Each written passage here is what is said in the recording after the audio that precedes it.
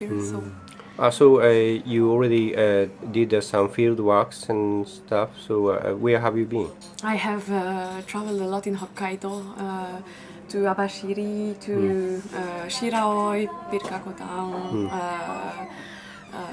Asahikawa, Mukawa, Urakawa, Nibutani also, of course. And, Nibutani. Yes, it's a great area, and I will do quite a lot of field work there, I think. But yes, actually, with the center also, the center is so active. The Ainu Senjumin Kenkyu Center is so active in different projects, and so that we have the opportunity to meet many people from all these regions, but also to go on the field, and that's just a great place to be. Really?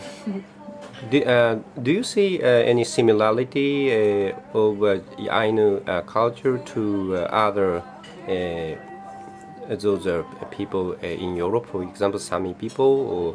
Yes, there are similarities, and actually I'm doing a comparative analysis. You do? Yes, between Sami from Finland and Ainu here in Japan, and also I'm trying to see how to involve also Duha minority in the northern of Mongolia, north of Mongolia, and probably I'll add to my research also Maori education, because they are quite well developed in that field. So I think all the indigenous peoples, even if they have different backgrounds, different historical backgrounds, and they live in different political systems, I think the main concerns of indigenous peoples are very similar.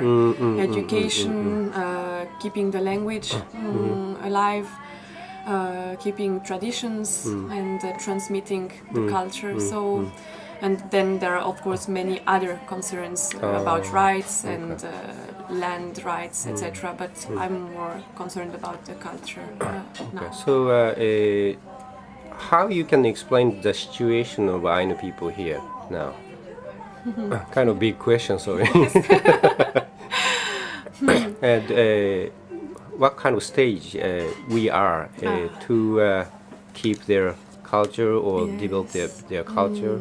I think one of the biggest change that has occurred last year, it was the recognition of Ainu people as indigenous people of Japan. So that's one of the main changes nowadays.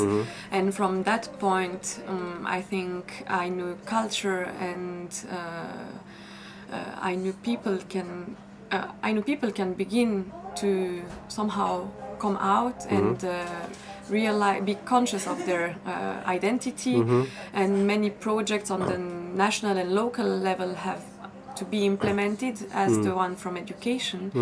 And I think the actual situation is that Ainu people live in a very similar way to Japanese people, actually, because of the history and the background of that people, but they still keep the knowledge of their language in somehow at schools. They do teach it, and this one you will take off because I have to. I'm mixing up. That's okay. Yeah, what should I say? But Yeah, I think they are still now they are revitalizing their culture, and it's really a time where they can undertake something to keep their language, to transmit it, because many people also don't speak it anymore, but they are learning it, and we have to find one way how to teach Ainu language at schools. Right.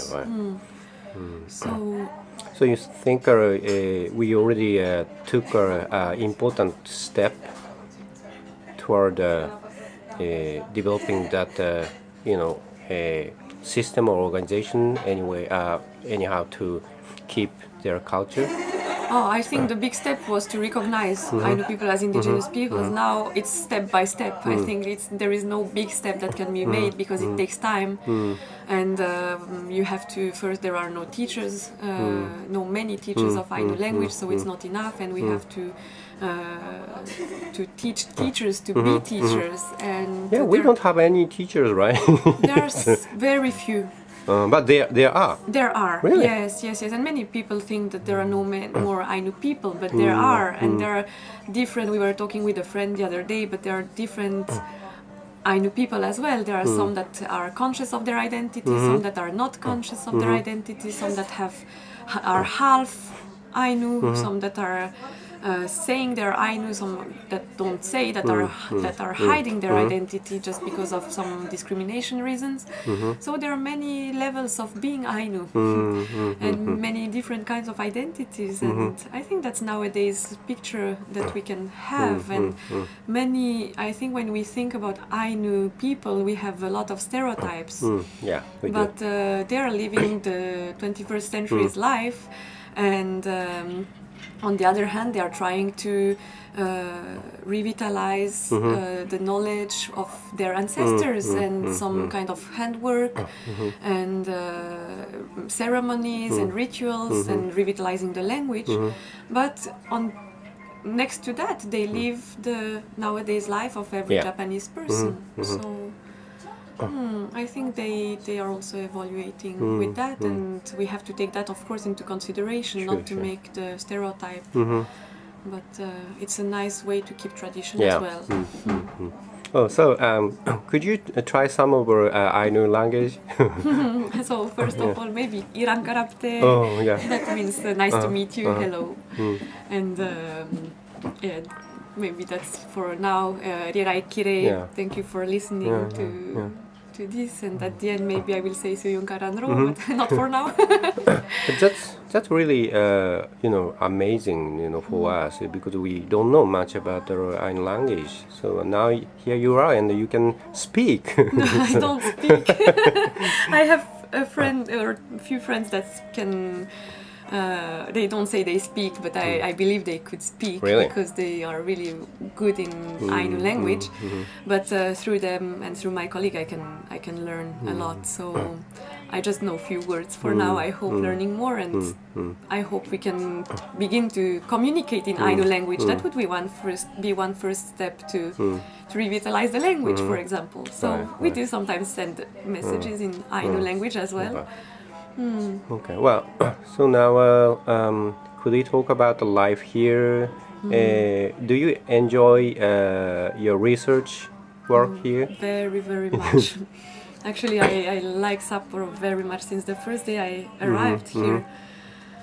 I don't know what happened, but I came out of the train station, Eki, and it was just some kind of feeling that I like this town. It was very peaceful, very quiet. And it still is. It's a huge town. I never thought it would be so big. And compared to Geneva, which is a small town in Geneva is small? It is small compared to Sapporo, yes. In Sapporo you have how many? 2 million? 2 million, almost. Almost 2 million inhabitants. In Geneva we have maybe 400,000. So it's a huge difference. And I thought going from Chuoku to the Hoku to the university, I thought that was Sapporo because it was actually the same walking time than from my home to the university in Geneva. Really?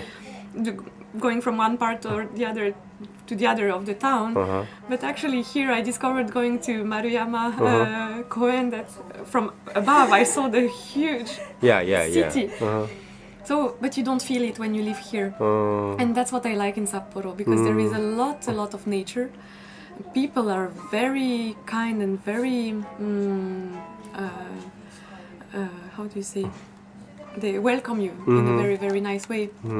And it's very easy to live here, actually. Really? Yes. Well, I was going to ask you, what kind of difficulty you have, living here, but the only thing is that it could be closer to Europe, so it would be nice to be sometimes able to go for a weekend in Europe. But on the other hand, it's very nice here. Really?